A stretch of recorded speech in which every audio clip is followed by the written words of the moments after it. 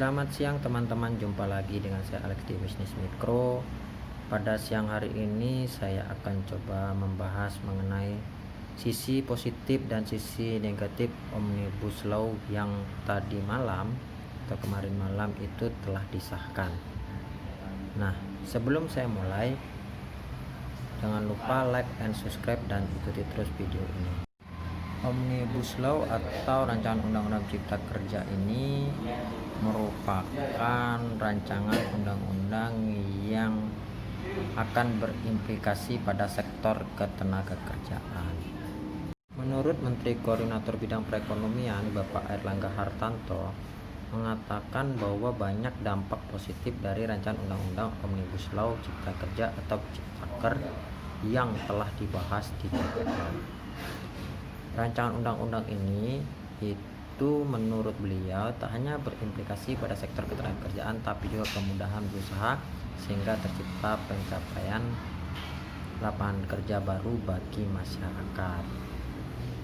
Selain itu, Bapak Airlangga juga menambahkan bahwa rancangan undang-undang cipta kerja ini bukan revisi total Undang-Undang 13 tentang ketenagakerjaan tahun 2003, di mana disebutkan judulnya Job Creation, jadi strukturnya terkait ekosistem, perizinan keberpihakan ke UKM, situasi kerja yang berbeda dengan tahun 2003, saat tahun 2000-an saat sistem lebih rigid, sedangkan 2020 ini masuk digitalisasi for revolusi industri 4.0. Selain itu, dampak positif dari Omnibus Law yang akan menguntungkan warga Indonesia, misalnya akses investasi yang menguatkan ekonomi negara, penciptaan lapangan pekerjaan secara besar-besaran, aturan pengupahan yang sesuai, adanya tax holiday yang disebut-sebut menjadi angin segar bagi pengusaha atas pajak yang sedemikian membebani, menurut penulis pengamat sosial politik Bapak Wisanggeni. Isu positif yang diharapkan oleh pemerintah adanya penyederhanaan regulasi sebagai upaya perwujudan perbaikan ekonomi dan kesejahteraan sosial.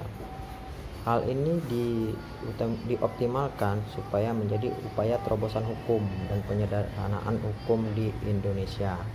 Karena pada undang-undang tersebut bisa menjadi jaminan terhadap kepastian, perlindungan dan keadilan bagi para pemangku kepentingan. Selain itu, kebijakan pengupahan akan dikecualikan dari upah minimum dan lain-lain. Artinya kelak UMKM dapat lebih kompetitif dengan usaha besar. Hal lain yang menjadi keuntungan diberlakukan Omnibus Law Cipta Lapangan Kerja adalah industri yang sebelumnya aktif bergerak dari satu daerah ke daerah lain karena mencari upah kerja yang lebih murah, nanti tidak lagi demikian karena lebih memilih bermitra dengan UMKM. Sisi yang lain pada Omnibus Law tidak akan memberikan beban biaya pelaku UMK yang akan mengajukan sertifikasi halal, artinya mengurangi pembiayaan bagi UMKM. Sedangkan sisi negatif Omnibus Law menurut KSPI ada 9 alasan, yaitu hilangnya ketentuan upah minimum di kabupaten kota, masalah aturan pesangon yang kualitasnya dianggap menurun dan tanpa kepastian. Omnibus akan membuat penggunaan tenaga ahli daya semakin bebas, dan awalnya di undang-undang yang outsourcing berubah ke core bisnis. Selain itu, sanksi pidana bagi perusahaan yang melanggar akan dihapuskan. Kemudian ada aturan mengenai jam kerja yang dianggap eksploitatif, karyawan kontrak susah dianggap menjadi karyawan tetap, penggunaan tenaga kerja asing termasuk buruh kasar yang bebas, PHK yang dipermudah, dan terakhir hilangnya jaminan sosial bagi buruh, khususnya jaminan kesehatan dan jaminan pensiun.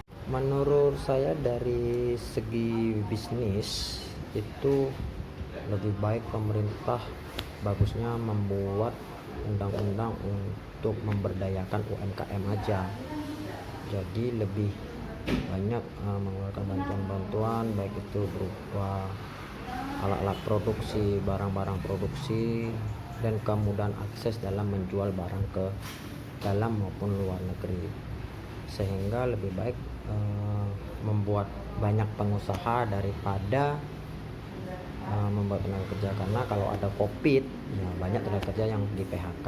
Itu aja sih. Terima kasih dan sampai ketemu di video berikutnya. Bye bye.